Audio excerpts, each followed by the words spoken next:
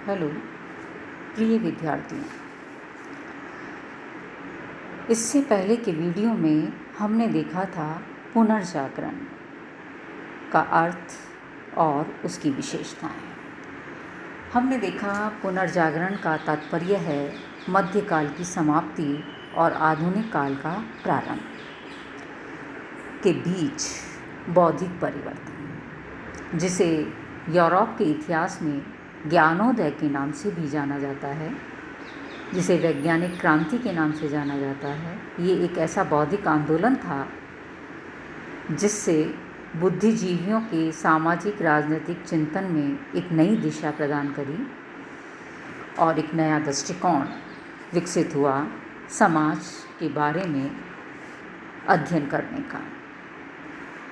तो आज हम देखेंगे पुनर्जागरण के कारण, किन कारणों से ज्ञानोदय हुआ, पुनर्जागरण हुआ, ऐसे कौन कौन से कारण रहे हैं जिसका योगदान बौद्धिक विकास में रहा।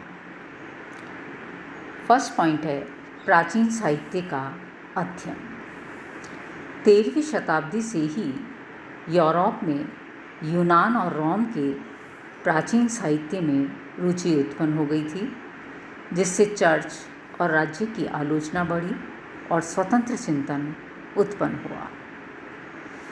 सेकंड, व्यापारिक यात्राएं और विदेशों से संपर्क। व्यापार को लेकर जो यात्राएं हुई और विभिन्न देशों से संपर्क हुआ, उससे भी पुनर्जागरण का विकास हुआ। ईसाइयों का मुसलमानों से धर्म युद्ध होने के कारण इस्लामी देशों से व्यापार बंद होने लगा, इसलिए यूरोप वासियों ने अन्य क्षेत्रों की तलाश प्रारंभ की। उन्होंने दूर दूर जाकर नए नए देशों का पता लगाया। अफ्रीका और एशिया में यूरोप के इंग्लैंड, फ्रांस, स्पेन आदि देशों के व्यापारियों ने उपनिवेशों की स्थापना की तथा अमेरिका का पता लगाया गया। इन सब नए देशों की खोजों को व्यापारियों और राजाओं की सहायता प्राप्त थी। थर्ड है धर्म युद्ध। धर्म युद्धों के फलस्वरूप बहुत से लोग विदेशों और उनकी सभ्यता के संपर्क में आए। ये अपने देश में नए विचार और नई सभ्यता लेकर लौटे, जिससे नवीन प्रवृत्तियां उत्पन्न हुई।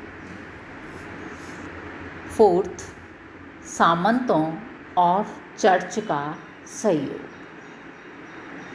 व्यापारियों का प्रभाव बढ़ने से सामंतों ने उनको चुनौती दी। चर्च ने सामंतों का साथ दिया। व्यापारियों ने चर्च की आलोचना प्रारंभ की और इस आलोचना से स्वतंत्र विचार उत्पन्न हुए, जिनसे ज्ञान के प्रत्येक क्षेत्र में चिंतन का विकास हुआ। फिफ्थ है साहित्यकारों और विद्वानों का योगदान। पुनर्जागरण में साहित्यकार और विद्वानों का बहुत बड़ा योगदान रहा। 13वीं शताब्दी में बेकन ने तर्क पर बल दिया और विज्ञान की उन्नति को सबसे अधिक महत्वपूर्ण बताया। शीघ्र ये विचार सब जगह फैलने लगे। अनेक यूनानी विचारकों ने पश्चिमी यूरोप में प्राचीन यूनान की सभ्यता का प्रचार किया। इससे नवजागरण उत्पन्न हुआ। अगला पॉइंट, छापेखानों का आविष्कार। पुनर्जागरण के विकास में छापेखाने के आविष्कार से महत्वपूर्ण योगदान मिला। भारी संख्या में पुस्तकें छपने लगीं और सबको उपलब्ध होने लगी। इससे जनसाधारण में शिक्षा का प्रचार प्रसार हुआ। सब जगह स्थानीय भाषाओं में यानी लोकल भाषाओं में पुस्तकें उपलब्ध होने से ज्ञान का प्रकाश फैलने लगा। इससे पुनर्जागरण को जनता का समर्थन प्राप्त हुआ। अगला नेक्स्ट पॉइंट है वैज्ञानिक आविष्कार। यूरोप में मंगलों के द्वारा कागज व छापाखाना, कुतुबनुमा और बारूद पहुँचे। कागज व छापे खाने से ज्ञान का प्रकाश फैला। कुतुबनुमा की सहायता से नए नए समुद्री मार्गों व अज्ञात देशों की खोज हुई। बारूद से सामंत प्रभा ध्वस्त हुई और राष्ट्रीय राज्यों की स्थापना हुई। तो इन सब कारणों के अतिरिक्त पुनर्जागरण के विकास में